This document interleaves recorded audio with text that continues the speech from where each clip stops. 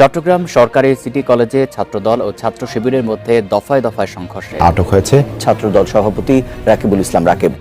গ্রাফিতিতে গুপ্ত লেখাকে কেন্দ্র করে শুরু হওয়া এই সংঘর্ষে মঙ্গলবার দিনব্যাপী চরম উত্তেজনা ছিল ক্যাম্পাসে। এখন আমাদের কাছে মনে হচ্ছে তাদের প্রকাশ্য রাজনীতি বলতে তারা বোঝায় ওই চাপাতি দিয়ে কাউকে কোপানো। রক কাটা বলেন, শিবির কাটে, পত্রিকার ছবি আসছে তার পায়ের রক আপনারা কেটে দিয়েছেন। লন্ডন থেকে নেতা তারেক রহমান এসে গুপ্ত শব্দ ব্যবহার করছে। এই গুপ্ত শব্দ রাজাকারের চেয়েও শক্তিশালী শব্দ হয়ে উঠবে ইনশাআল্লাহ। এই গুপ্ত শব্দ দিয়েই আমরা জোটকে ইনশাআল্লাহ বিজয়ের পক্ষে নিয়ে যাব ইনশাআল্লাহ। ঘটনার সূত্রপাত ঘটে চট্টগ্রাম সিটি কলেজের একটি ভবনের দেয়ালে জুলাই আগস্ট আন্দোলন ঘিরে আঁকা একটি গ্রাফিতিকে কেন্দ্র করে। গ্রাফিতির নিচে লেখা ছিল ছাত্র রাজনীতি ও ছাত্রলীগ মুক্ত ক্যাম্পাস। পরে কলেজ শাখা ছাত্র দলের এক নেতা ছাত্র শব্দ মুছে সেখানে গুপ্ত লিখে দেন, ফলে লেখাটি হয়ে যায় গুপ্ত রাজনীতি ও ছাত্রলীগ মুক্ত ক্যাম্পাস। সেই ঘটনার ভিডিও সামাজিক যোগাযোগ মাধ্যমে ছড়িয়ে পড়লে দুই সংগঠনের নেতাকর্মীদের মধ্যে উত্তেজনা তৈরি হয়। এর জেরেই সংঘর্ষের সূত্রপাত। এক পর্যায়ে ধাওয়া পাল্টা ধাওয়ার ঘটনা ঘটে। বাংলাদেশের রাজনৈতিক পরিস্থিতি আবার চরম উত্তেজনার দিকে এগিয়ে যাচ্ছে। গত দুদিন আগে সিলেট সরকারি সিটি কলেজে ছাত্রদল এবং ছাত্র শিবিরের মধ্যে এক রক্তক্ষয়ী সংঘর্ষের মাধ্যমে এই উত্তেজনার সূত্রপাত, এবং এর জেরে বাংলাদেশের অন্যান্য বিভিন্ন প্রতিষ্ঠানে ছাত্রদল এবং ছাত্র শিবিরের মধ্যে মারামারি বা ধাওয়া পাল্টা ধাওয়ার খবর পাওয়া গেছে। দর্শক, চট্টগ্রামে ছাত্র দল এবং শিবিরের মধ্যে যেই ঘটনাটি ঘটেছে, এই ঘটনাকে কেন্দ্র করে গোটা সংসদ এমনকি গোটা বাংলাদেশে তুমুল আলোচনা এবং সমালোচনার ঝড় উঠেছে। একটা সময় দেশের মানুষ শিবিরদেরকে রাজাকার মনে করত, রক কাটা পার্টি মনে করত, কিন্তু ছাত্রদল নেতাকর্মীরা এবার শিবিরের পায়ের রক কেটে তারা এদেশের মানুষের চোখে আঙ্গুল দিয়ে দেখিয়ে দিলেন যে মূলত ছাত্রদল নেতাকর্মীরাই হচ্ছেন রক কাটা পার্টি এবং সন্ত্রাসী পার্টি। যে কারণেই ছাত্র রাজনীতি নিয়ে গোটা বাংলাদেশে আবারও ভয়াবহ উত্তাপ এবং অশান্তকর পরিবেশ সৃষ্টি হয়েছে। দর্শক, এই ঘটনাকে কেন্দ্র করে একে অপরকে দায়ী করেছে এবং ইতিমধ্যে এই ঘটনাকে কেন্দ্র করে ছাত্রদল নেতাকে গ্রেফতার করা হয়েছে। দর্শক, এই বিষয়ের কিছু অংশ ভিডিওর শুরুতে শিরোনামে আপনারা দেখেছেন, বিস্তারিত পুরো ভিডিও জুড়ে। তার আগে আমার একটা অনুরোধ, যারা আমার চ্যানেলে নতুন আসছেন চ্যানেলটি সাবস্ক্রাইব করে ওয়াল ক্লিক করে বেল আইকনটি বাজিয়ে দিন। দর্শক, চলুন দেখে আসি ছাত্র রাজনীতি নিয়ে গোটা বাংলাদেশে যেই উত্তাপ ছড়িয়ে পড়েছে, এর পিছনে মূলত কারা দায়ী, ছাত্র দল নাকি শিবিররা, এবং এর পিছনে যে সমস্ত মানুষের নেতাদের ইন্ধন রয়েছে, পরামর্শ রয়েছে, কাদের কারণে কাদের ইন্ধনে এই গোটা বাংলাদেশের পরিস্থিতিকে অশান্ত করার চেষ্টা করা হয়েছে, এ ব্যাপারে চাঞ্চল্যকর এবং রহস্যময় কিছু তথ্য বেরিয়ে আসছে, যা শুনলে রীতিমতো আপনিও চমকে যাবেন, অবাক হয়ে যাবেন। দর্শক, ভিডিওটা অত্যন্ত গুরুত্বপূর্ণ, তাই ধৈর্য ধরে এটি লাইক এবং পুরো ভিডিওটা শেষ পর্যন্ত দেখতে থাকুন। চট্টগ্রাম সরকারি সিটি কলেজে ছাত্রদল এবং ছাত্র শিবিরের মধ্যে মঙ্গলবার সকালে এক রক্তক্ষয়ী সংঘর্ষের ঘটনা ঘটেছে। এই সংঘর্ষের জেরে ছাত্রদলের কিছু উচ্ছৃঙ্খল নেতাকর্মী ছাত্র শিবিরের এক নেতার পায়ের রক কেটে দিয়েছে। 5 আগস্ট 2024 সালের পরে ছাত্রদল এই প্রথম তারা রক কাটার মাধ্যমে তাদের অস্তিত্ব জানান দিল। 5 আগস্টের পরে অনেক কিছুই তারা প্রথম করেছে, আমি আজকে সেগুলো আপনাদের সামনে এক এক করে তুলে ধরব। তার আগে এই ঘটনা কিভাবে ঘটলো সেই বিষয়টি একটু আপনাদের সাথে শেয়ার করা দরকার। গতকাল সোমবার অর্থাৎ 20 এপ্রিল চট্টগ্রাম সিটি কলেজের দেয়ালে একটা গ্রাফিতি লেখা ছিল, সেখানে লেখা ছিল ছাত্র রাজনীতি এবং ছাত্রলীগ মুক্ত ক্যাম্পাস। সোমবার রাত্রে চট্টগ্রাম সিটি কলেজ ছাত্র দলের যুগ্ম আহ্বায়ক আব্দুল্লাহ আল মামুন এর নেতৃত্বে আরো কয়েকজন ছাত্র দলের নেতাকর্মী গিয়ে ওই ছাত্র শব্দটি মুছে দিয়ে সেখানে গুপ্ত শব্দটি যোগ করে লিখে দেয়। এটার জের ধরে ছাত্র শিবির প্রতিবাদ করে যে এখানে যেটা লেখা ছিল সেটা মুছলে কেন। রাত্রেই বাকবিতণ্ডা হয়। সকালবেলা এইটার প্রতিবাদে ছাত্র শিবির একটা মিছিল বের করে, আজকে মঙ্গলবার একটা মিছিল বের করে। এই মিছিল যখন যাচ্ছিল এগিয়ে, তখন ছাত্রদল বিপরীত দিক থেকে তারা আগে থেকেই পূর্ব প্রস্তুতি নিয়েছিল। তাদের হাতে লোহার রড, হকি স্টিক এবং দেশীয় অস্ত্র রামদা, চাপাতি হাসুয়া এইগুলো দেখা গেছে। মিছিলটা কিভাবে যাচ্ছিল আমি আপনাদেরকে দেখাচ্ছি, একটু দেখুন। এবং এখন আমরা যে জায়গাটি রয়েছে সেটি হচ্ছে চট্টগ্রাম যে সিটি কলেজটি রয়েছে সেই সিটি কলেজের ঠিক সামনে।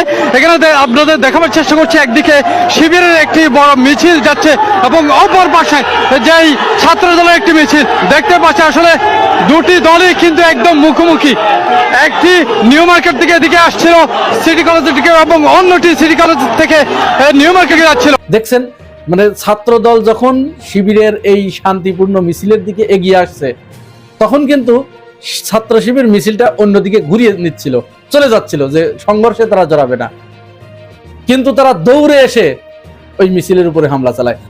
দুপুরের পরে ছাত্র দল আবার তাদের বহিরাগত কিছু ছেলে পেলে ডেকে এনে, যারা উচ্ছৃঙ্খলই বেশি এখানে, তাদেরকে ডেকে এনে এবারে প্রকাশ্যে দেশীয় অস্ত্র নিয়ে ঝাঁপিয়ে পড়লো।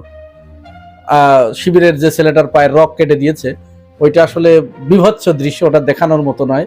কমিউনিটি গাইডলাইনের কারণে দেখাতে পারছি না, তবে ওই লিঙ্কটা আমি এই কমেন্টস বক্সে দিয়ে দিব, আপনারা একটু ওখান থেকে দেখে নিয়েন।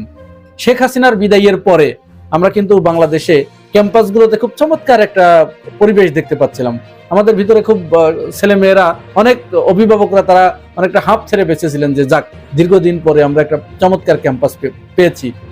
কিন্তু ছাত্রদল পায়তারা চালাচ্ছিল দীর্ঘদিন ধরে, এই পরিবেশ নষ্ট করার পারছিল না।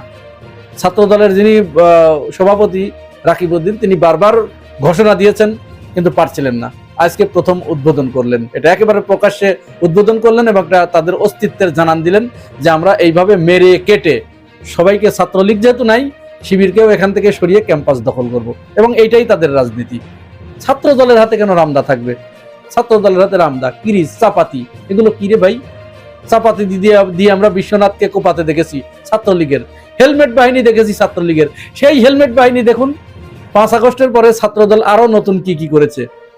এই যে তেজগাঁও কলেজে যে সাকিবুল ইসলাম রানা নামের যে ছেলেটাকে হত্যা করলো, আজ থেকে মনে হয় কত 7-8 মাস আগে, শুধু ওই ছেলেটার অপরাধ ছিল মাদকের ব্যবসায় বাধা দেওয়ার কারণে ছেলেটাকে পিটিয়ে মেরে ফেললো। যদিও পরে ছাত্র দলের সভাপতি রাকিব, তিনি এটা দায় স্বীকার করেছেন এবং খুব গর্ব ভরে বলেছেন, আমরা ছাত্র দল, আমরা কোনো অপরাধীকে ছাড় দেই না, আমাদের ছাত্র দল ওটি ঘটিয়েছে, আমরা তাকে বহিষ্কার করেছি, বিরাট শাস্তি দিলেন। হ্যাঁ, আবার আজকের ঘটনায় রাকিব তিনি আবার খুব ঘোষণা দিয়েছেন যে এটা চলতেই থাকবে। তার মানে উস্কানি কাকে বলে দেখুন, একটা ছাত্রকে কুপিয়ে পায়ে রক কেটে দিয়েছে, তার নেতাকর্মীদের হাতে অস্ত্র দেখা যাচ্ছে, সে এইটাকে অন করে খুব ফোর্স ক্রিয়েট করে গর্ব করে বলছে যে এটা চলতেই থাকবে যতক্ষণ পর্যন্ত আমরা ছাত্র শিবির বা গুপ্ত রাজনীতি আমরা নিষিদ্ধ না করতে পারবো বা প্রতিহত করতে না পারবো। গুপ্ত কাকে বলে? এই যে ডক্টর শাহেদ আলম, ওই যে আজকে যাকে নমিনেশন দিল ছাত্র দলের যে ঢাকা বিশ্ববিদ্যালয়ের মানসুরা, এও তো সব তো ছাত্রলীগের সাদ্দামের সাথে ছবি। এই যে দেখুন, আমি দেখিয়ে দিচ্ছি। সবচেয়ে বড় গুপ্ত হচ্ছে অন্তর্বর্তীকালীন সরকারের সময়ে যিনি অন্তর্বর্তীকালীন সরকারের উপদেষ্টা ছিলেন, তিনি হয়ে গেলেন বিএনপি এবং পররাষ্ট্রমন্ত্রী, তার মানে তিনি গুপ্ত বিএনপি। আর অন্তর্বর্তীকালীন সরকারের সময় যিনি ছিলেন অ্যাটর্নি জেনারেল, রাষ্ট্রের নিরপেক্ষ ব্যক্তি, নিরপেক্ষতার পরিচয় দিয়ে তিনি নির্বাচনে বিএনপির পক্ষ হয়ে নির্বাচন করলেন এবং আইনমন্ত্রী হয়ে গেলেন। গুপ্ত কাকে বলে? হোয়াট ইজ গুপ্ত? ইট ইজ কল্ড গুপ্ত। দর্শক, আপনারা জানেন চট্টগ্রামের ছাত্র দল এবং শিবিরের মধ্যে যেই ঘটনাটি ঘটেছে, একটা গুপ্ত শব্দ নিয়ে, সেটা আসলেই একটা নিন্দনীয় এবং আসলেই এ ধরনের ঘটনা বাংলাদেশে না ঘটুক এবং এ ধরনের ঘটনা বাংলাদেশে ঘটুক, এটা আমরা কোনোভাবেই চাই না এবং এটার পক্ষে আমাদের কোনো সাপোর্ট নেই। কারণ জুলাই গণঅভ্যুত্থানে এদেশের হাজারো ছাত্র জনতা তারা রক্ত দিয়েছেন, জীবন দিয়েছেন, তাদের এই রক্তের, তাদের এই জীবনের বিনিময়ে তারা একটা স্বাধীন বাংলাদেশ গড়ে গিয়েছেন। সুতরাং এই স্বাধীন বাংলাদেশে রাজনীতি নিয়ে ছাত্র দল নেতাকর্মীরা একে অপরের বিরুদ্ধে যেই ধরনের ষড়যন্ত্র, যেই ধরনের মন্তব্য এবং যেই ধরনের দ্বিধা দ্বন্দ্বে তারা জড়িয়েছেন, তাতে করে কিন্তু বাংলাদেশের রাজনীতির পরিণতি খুবই ভয়াবহ দিকে যাচ্ছে এবং যেতে পারে এবং পরিণতি খারাপ হতে পারে। সে কারণেই এদেশের বিশেষজ্ঞ রাজনীতিবিদদের দাবি যে এই যে ছাত্রদল এবং ছাত্র শিবির সকলেই একত্র হয়ে যাতে করে মানুষের জন্য বাংলাদেশের জন্য কাজ করতে পারে, এটাই এদেশের মানুষের দাবি, এটা এদেশের সর্বস্তরের জনগণের দাবি। এই যে একের পর এক সংঘর্ষ, একের পর এক মারামারি, হানাহানি, কাটাকাটি, অস্ত্র নিয়ে এ ধরনের কোনো ঘটনা বাংলাদেশে না ঘটুক, আর বাংলাদেশে ধরনের ঘটনা না হোক। সকলেই মিলেমিশে কাঁধে কাঁধ রেখে যাতে করে বাংলাদেশে সুন্দর আরও বাংলাদেশের সুন্দর একটা রাজনীতি এবং বাংলাদেশকে বিশ্বের দরবারে যাতে করে গ্রহণযোগ্য একটা দেশ তারা প্রমাণ করতে পারে, সেটাই কিন্তু আমরা কাম্য করি। এই যে লেখাপড়া এবং এই ছাত্র জনতা তারা রাজনীতিতে জড়িয়ে তারা তাদের কেরিয়ার নষ্ট করছে এবং দেশের মানুষের পরিবেশ, মানুষের ভাগ্য এবং দেশের পরিবেশ অস্থিতিশীল করার চেষ্টা করেছে, তাদেরকে অতি দ্রুত আইনের আওতায় এনে সর্বোচ্চ শাস্তি দেওয়ার দাবি জানাচ্ছি আমরা সকলেই। কারণ ছাত্র দল নয়, শিবির নয়, এই অপকর্ম অন্যায় বিরুদ্ধে মধ্যে যারাই জড়িত তাদেরকে চিরুনি অভিযানের মাধ্যমে, তদন্তের মাধ্যমে, সেটা ছাত্র দল হোক অথবা শিবির হোক, যারাই এ ধরনের অপকর্ম, অন্যায় এবং অশান্তকর কাজের সাথে জড়িত, আমরা চাই তাদের বিচার হোক। আমরা চাই বাংলাদেশে কোনো ধরনের এ ধরনের সংঘর্ষ, এ ধরনের মারামারি, এ ধরনের হানাহানি না হোক। সুন্দর একটা পরিবেশে মানুষ তারা তাদের জীবন যাতে করে কাটাতে পারে। এবং আমরা দেখেছি এই যে ঘটনাকে কেন্দ্র করে ছাত্র দল এবং শিবির একে অপরকে দায়ী করছে, একে অপরের বিরুদ্ধে নানান অভিযোগ, একে অপরের বিরুদ্ধে নানান মন্তব্য করেছেন, বিস্ফোরক মন্তব্য করেছেন।